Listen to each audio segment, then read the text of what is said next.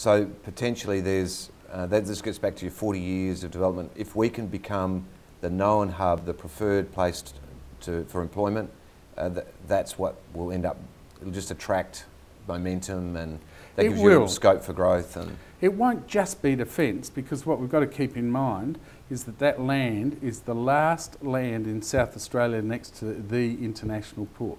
Yes. Now, there's no country in the world, as you know better than anyone, that doesn't treat that land with the greatest respect. Yeah. And what we have done is a master planning exercises over the peninsula, so that is all done and dusted after a serious amount of public consultation.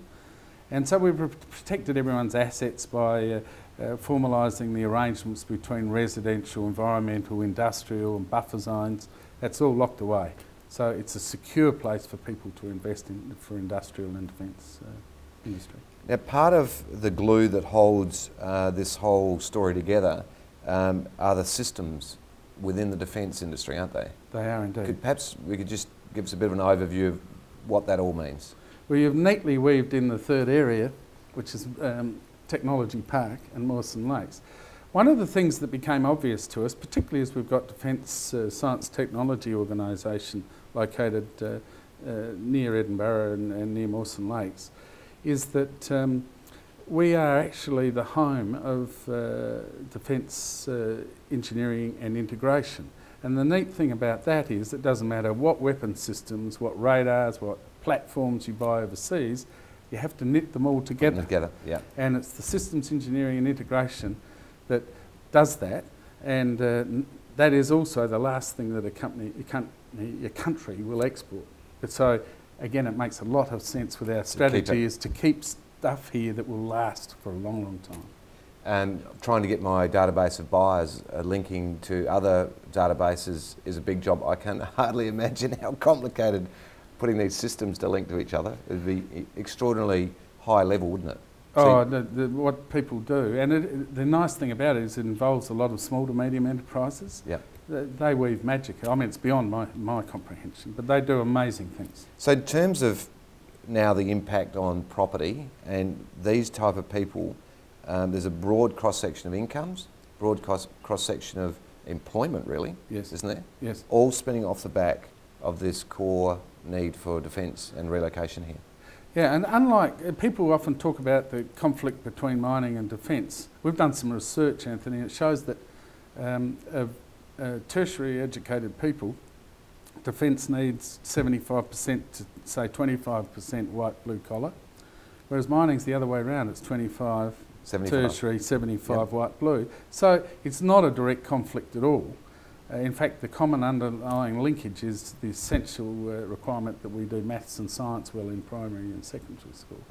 So it will touch a whole range of people throughout the workforce, but the good thing is people are generally very well paid in that industry.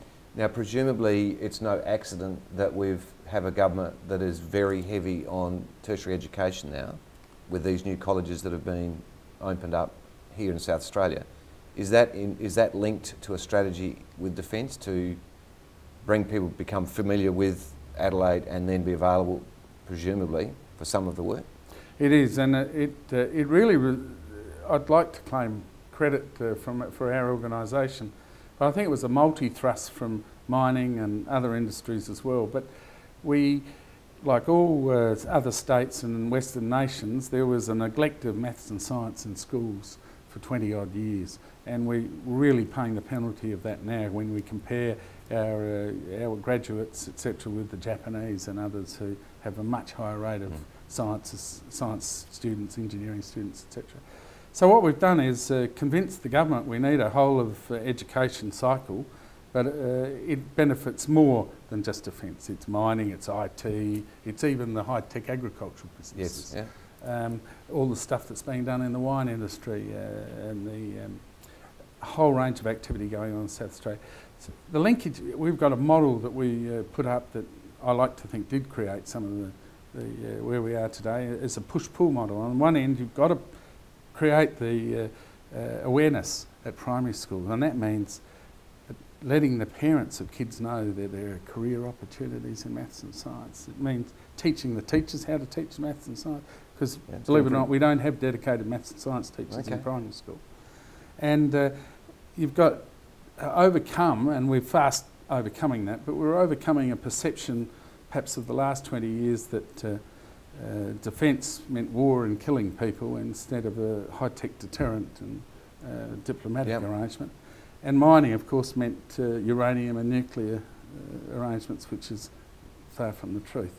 So those things have to be overcome, and we're getting there. And the advantage of South Australia's got is we're a small state. You can actually get the key ministers and the key CEOs of government departments all in one room and say, this is where we're going. I've heard stories where very big players have come into other states and not even been able to get through to the high level pollies. They come down here straight in to see the Premier, and we've done the deals.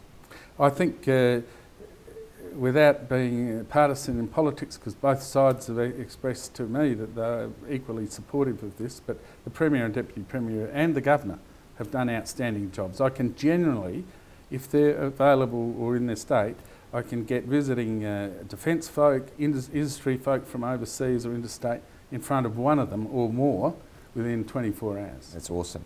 Now, wrapping up, what's the impact, do you think, and I've got a note here from one of your previous comments, on the people that own property in this state? How can they tap into all of this?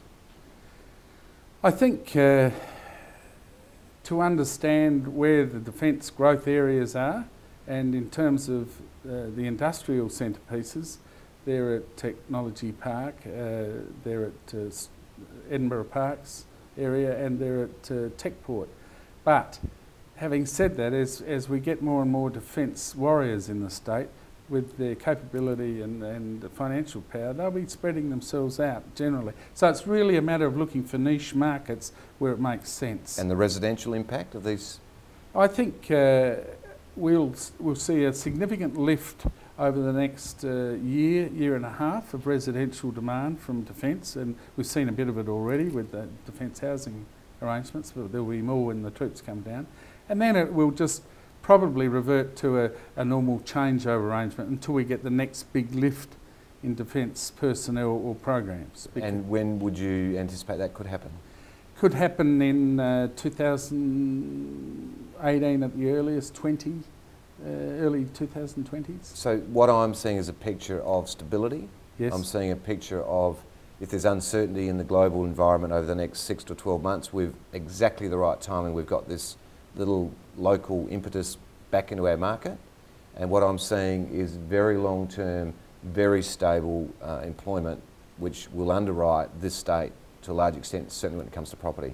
Would you agree with that? I think that's a fair summary. We won't see skyrocketing growth after this initial surge, but it'll be consistent, reliable and long-term. Andrew, that's been absolutely awesome. Thanks for sharing that with us and with all of our readers, or listeners. They're not reading much, but except your name. We look forward to catching up again, maybe in 6 months, and see how it's all panning out once the regiment's arrived. And the work you've been doing for all property owners and all of those in property, thank you very much. Thanks, Anthony. Thanks very much, Andrew. All the best.